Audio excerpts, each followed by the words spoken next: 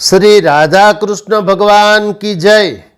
आज इस वीडियो में हम सुनेंगे आश्विन मास के शुक्ल पक्ष की पाशाकुंशा एकादशी के दिन व्रत करने वाले मनुष्य को कितना पुण्य मिलता है, कितना फल मिलेगा, और जो मनुष्य व्रत न भी कर सके अर्थात व्रत न करे तब भी पाशाकुंशा एकादशी उन्हें भी पुण्य देती है।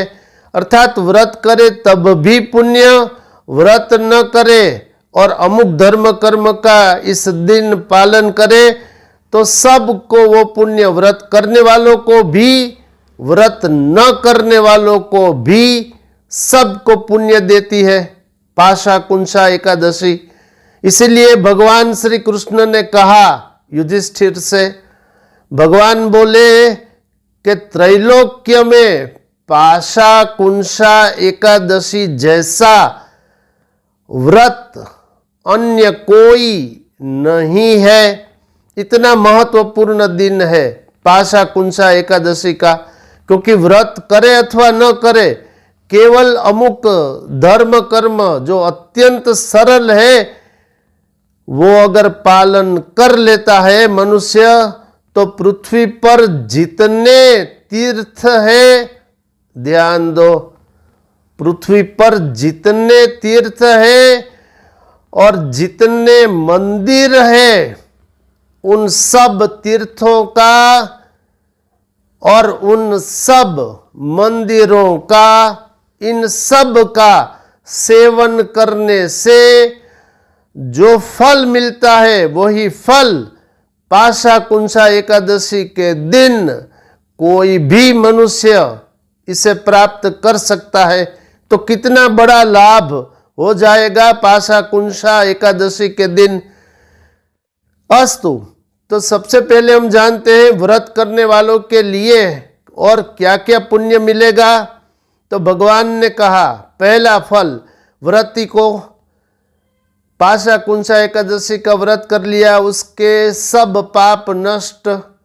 दूसरा फल, वो मनुष्य मृत्यु के पश्चात वैकुंठ में निवास प्राप्त करता है। तीसरा फल, पाशाकुंशा एकादशी के व्रत करने से वो मनुष्य अर्थात जिसने व्रत किया है वो उस मनुष्य की माता की 10 पीढ़ी, उस मनुष्य के पिता की भी 10 पीढ़ी और उस मनुष्य की पत्नी की 10 पीढ़ी, इन सब पूर्वजों का उद्धार हो जाता है। और ये सब दिव्य शरीर धारण करके, 4 भुजाओं वाला दिव्य शरीर धारण करके वैकुंठ की ओर प्रस्थान कर जाते हैं। अर्थात ये सब भी उद्धार प्राप्त करके वैकुंठ पहुंच जाएंगे।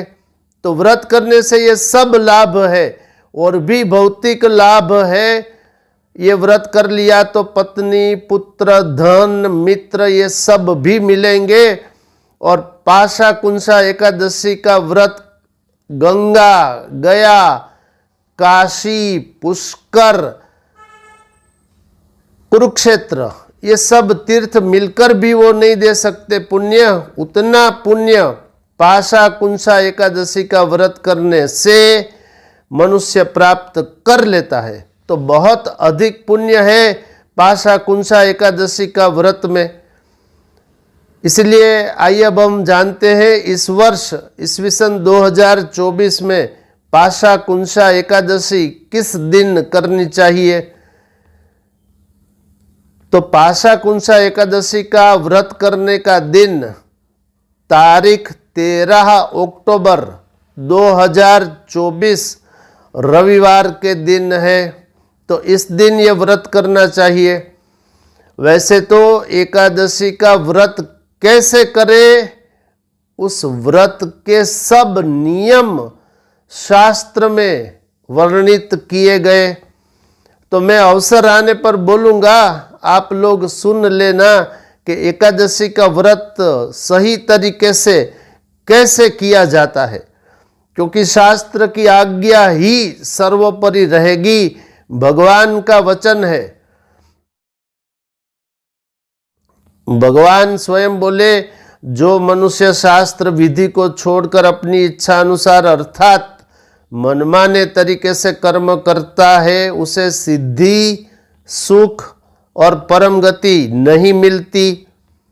ये 16वें अध्याय का 23वां श्लोक, भगवत गीता, देवासुर संपत्ति विभाग योग।